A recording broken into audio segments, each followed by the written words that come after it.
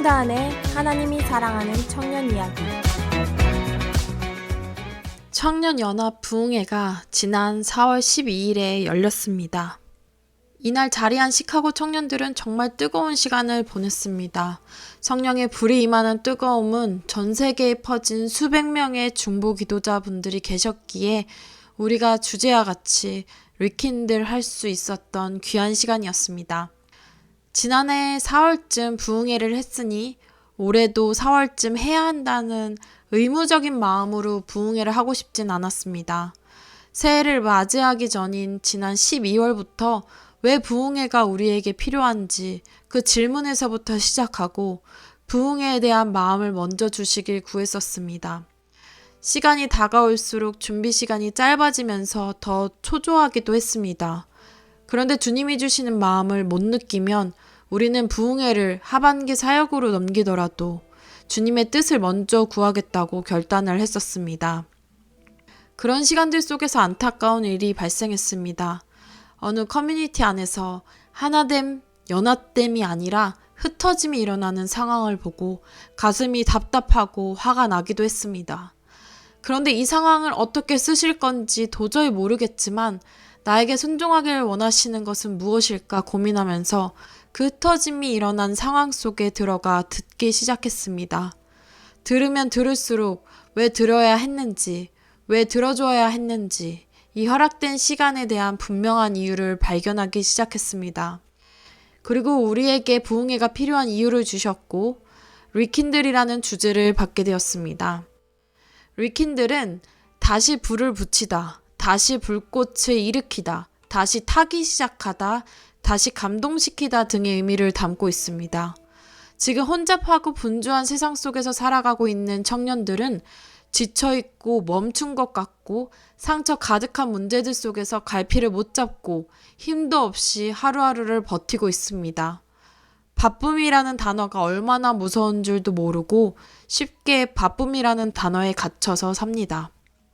그런데 하나님께서는 시카고 청년들을 향해 불을 지피기 위해 사용되는 작은 나무 조각을 뜻하는 불쏘시개가 되길 원하시는 것 같았습니다. 하나님 나라를 향한 뜨거운 열정을 다시 일어난 그 불꽃을 곳곳이 지피길 바라시는 것을 느꼈고 우리는 3월 초에야 한 달 남기고 부흥회 준비를 시작했습니다. 연합 부흥회를 준비하기 전엔 장소, 강사 섭외, 홍보 등을 생각했을 때 상황적으로나 시간적으로나 촉박하거나 불가능하다 생각할진 모르지만 지금까지 청년연합이 해온 대로 부흥회에 대한 마음을 주신 그 뜻을 확인하고 정말 주님이 일하심을 기대하고 신뢰할 수밖에 없을 정도로 이미 다 준비해 놓으셨고 우리는 오로지 순종으로 나아가기 시작했습니다. 그 준비 시간들은 짧았지만 정말 강렬했습니다. 얼마나 사단이 원하지 않는 시간이었는지 사방의 방해와 공격은 계속되었습니다.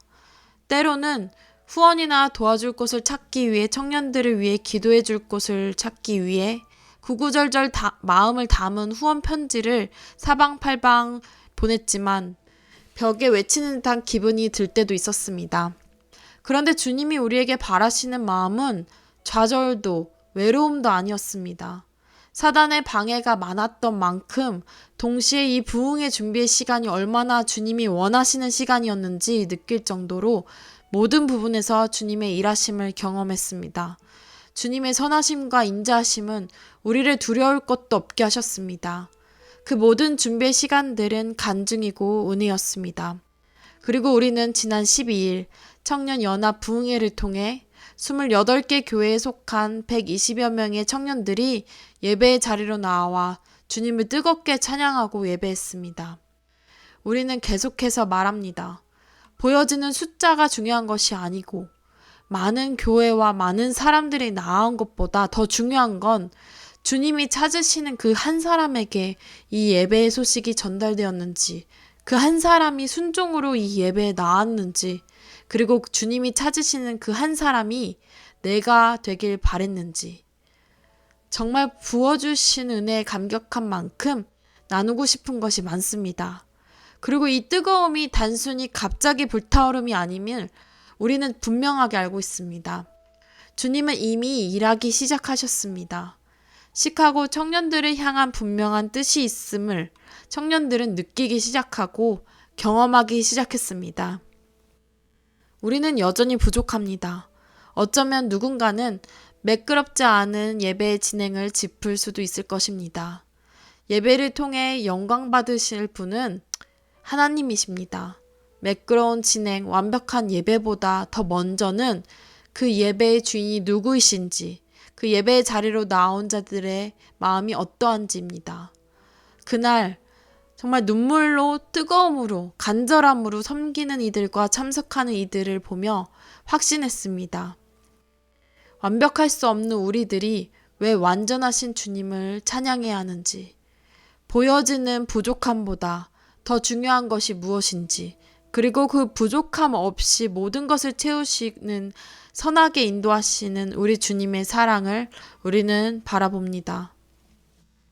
하나님 나라, 주의 선하심, 낭만과 행복 찾기, 올바른 사랑법, 말씀, 친구, 감사, 가족, 예배, 졸업, 대한민국, 예수님의 사랑, 청년, 어린이 사역, 청소년 사역, 예배의 자리, 부흥. 이 단어들은 이번 부흥회 때 지금 당신의 뜨거움이 향한 곳은 어디인가요? 라는 질문에 대한 청년들의 대답이었습니다. 우리가 잘하는 것보다 더 중요한 것은 하나님께서 원하시는 대로 하고 있고 가고 있느냐입니다.